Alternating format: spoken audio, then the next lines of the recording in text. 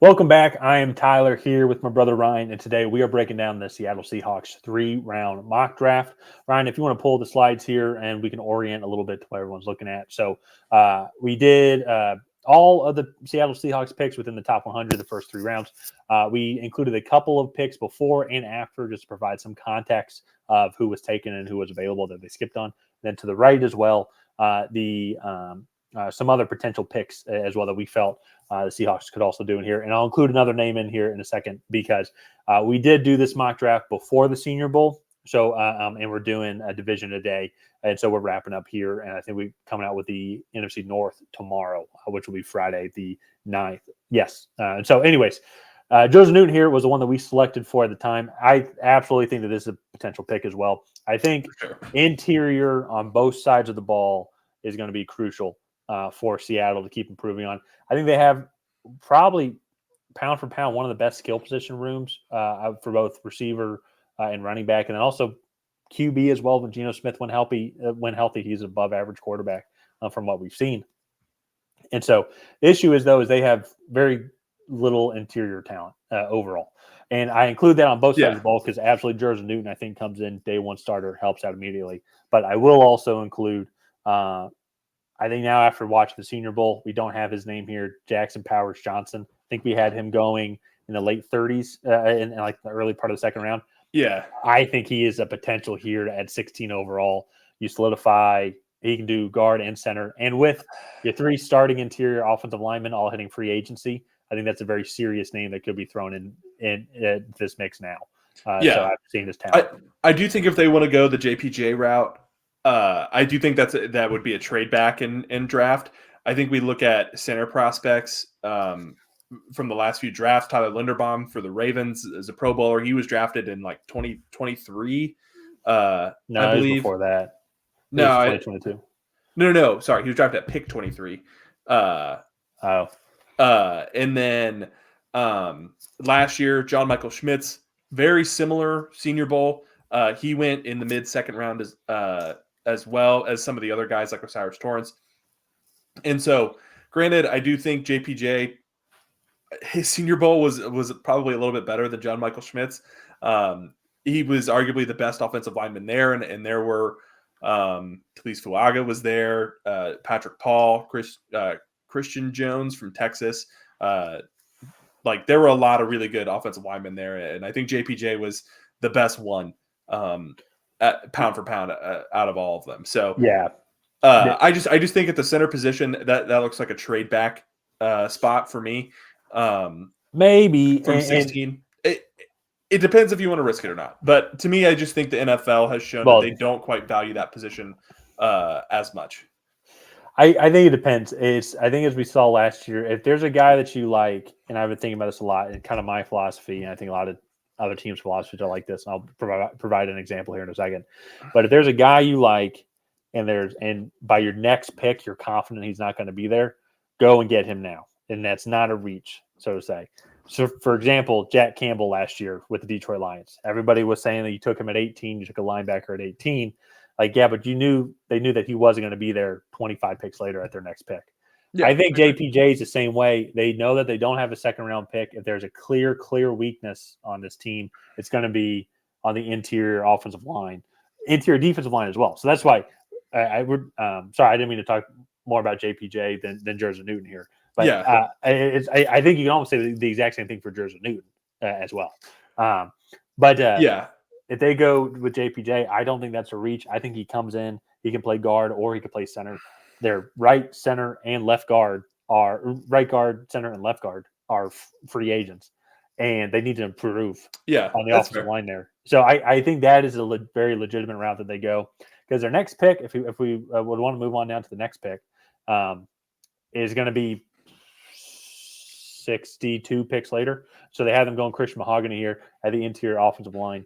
And so if they don't want to go with JPJ first, there is going to be some potential interior guys available. Yeah. Also, Cedric Van Pran, center from Georgia, is also available. So if they don't want to go that route and they want to go with Joseph Newton like how we initially had done, potentially these guys could be there. But I don't know. That's a big risk.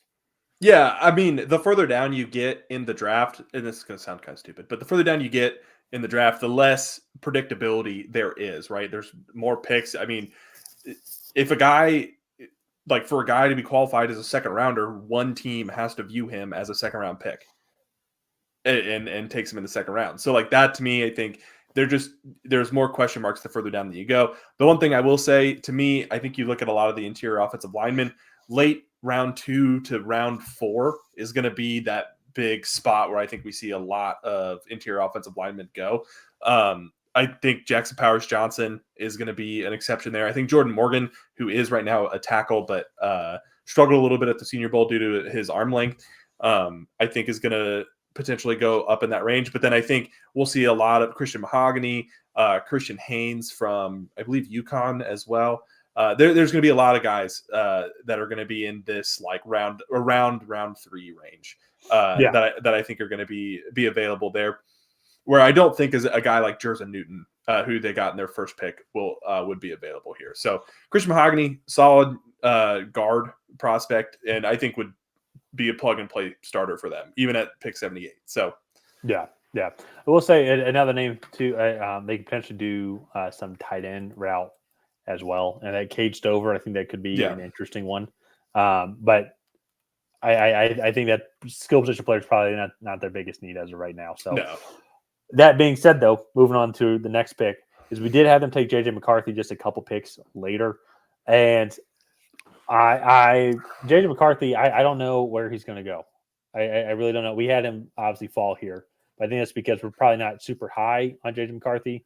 But at the same time, outside of those top 3 quarterbacks, to me personally, I'm not super high on any of them. I will say JJ McCarthy has looked maybe a little bit better than Bo Nix in my eyes. But maybe that's because Bo Nix didn't look that great in the Senior Bowl. So I think QB is a potential route here because they do need to plan for the future post Geno Smith, and kind of with the new regime coming in, maybe there's going to be a guy like, hey, let's see if we can develop the guy that we want. Yeah. So I will say a sneaky name as well. We were talking about this before, Spencer Rattler. I think he needs some more development, but he kind of has the tangibles of what you're looking for in a modern day QB, at least as a backup. You know, he can scramble. Yeah. He's got the arm. Decision-making's poor, but, I mean, what can you do? He's a South Carolina kid. Well, some of that I think was just him being in South Carolina. Like, they just didn't quite have a great offensive system set up. So, to me, J.J. McCarthy here he has the athleticism, the arm strength, the accuracy, I think, to compete at the NFL level. It's just going to be I don't even really know. I think some of the decision making there, I think you look at Michigan, and I think when they were in big games, what was their bread and butter? Like, what was their go-to?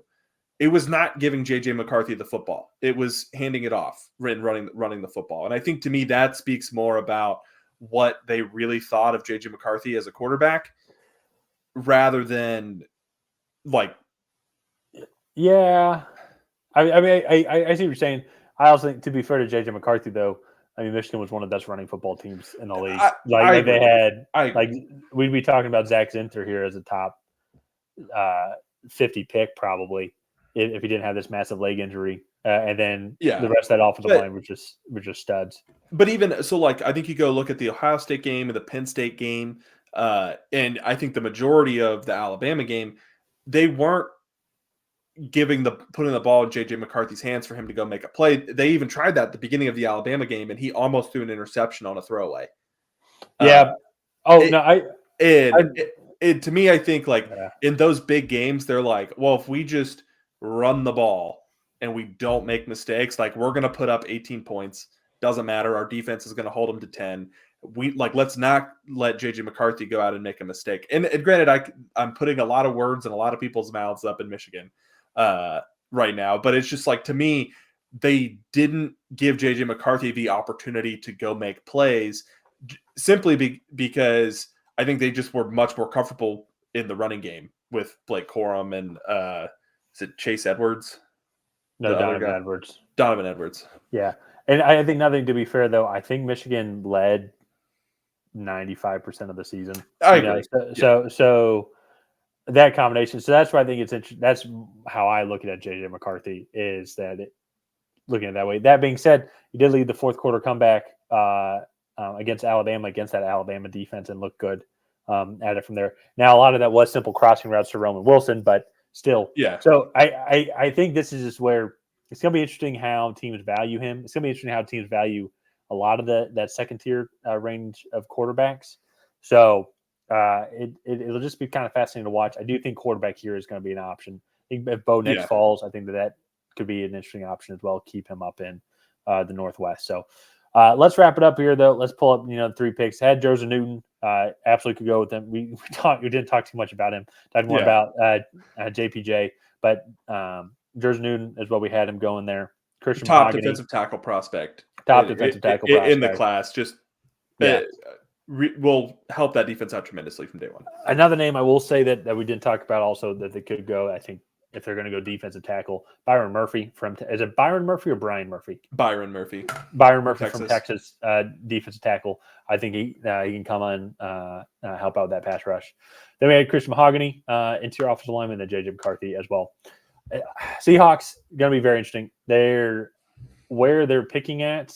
I guess now there are a couple names that they could go, especially in that first round. But the trenches is where I think that's their biggest weakness, particularly on the interior side of the ball. I actually kind of like on both sides of the ball their outside, their tackles and their edge rushers. I think they have some good talent there.